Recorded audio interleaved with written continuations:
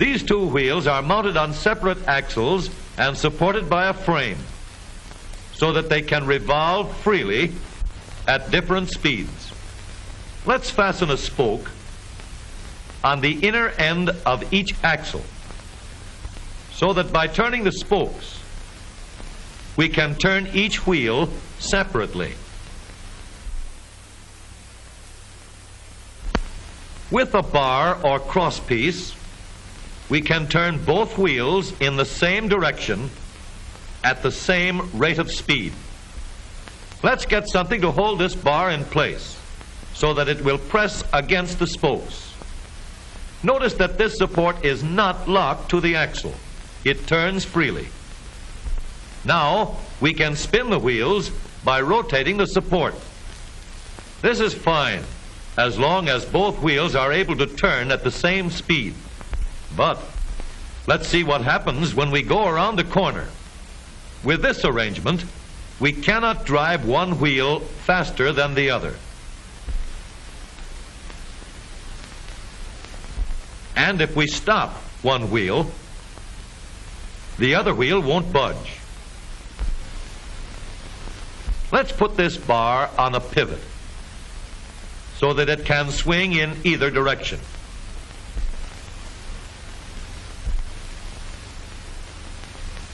Now, the bar can still turn both wheels at the same speed.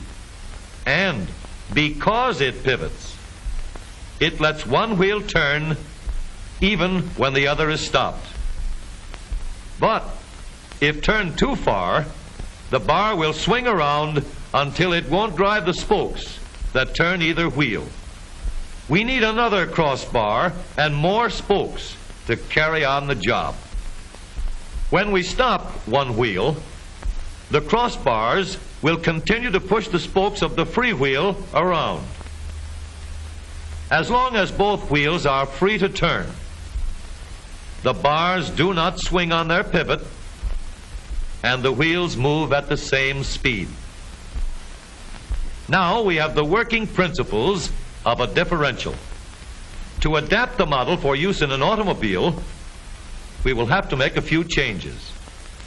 In order to reduce the jerky action caused by wide spaces between the spokes, we will put in more spokes. Further filling in the spaces between the spokes gives steadier, more continuous action, and changing the shape gives firm, constant contact. Now we can make the gears thicker and stronger, and we have differential gears. The edges are cut so that they will fit together more smoothly and silently, and another gear is added to share the work of driving the axles. The principle is the same.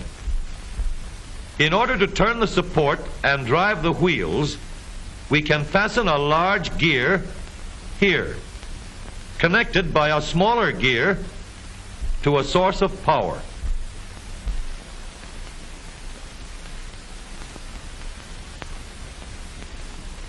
Notice that the power is connected to the differential at the center line.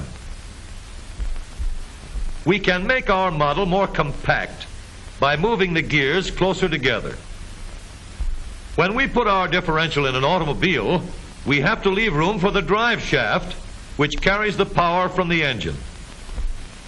We may build the floor of the car above the drive shaft.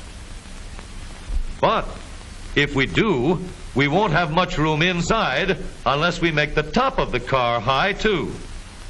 Of course, we could lower the floor and ceiling, but the drive shaft would be higher than the floor. This would have disadvantages. A shaft in the middle of the floor of an automobile would be inconvenient for passengers and would be awkward for carrying luggage. Today, engineers have found a way to make the car roomier and closer to the road without a clumsy shaft above the floor.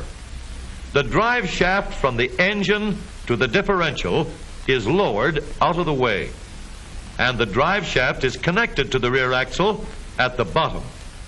The new low center drive makes the rear axle quieter, stronger, and more durable because it gives better, smoother contact between the gears.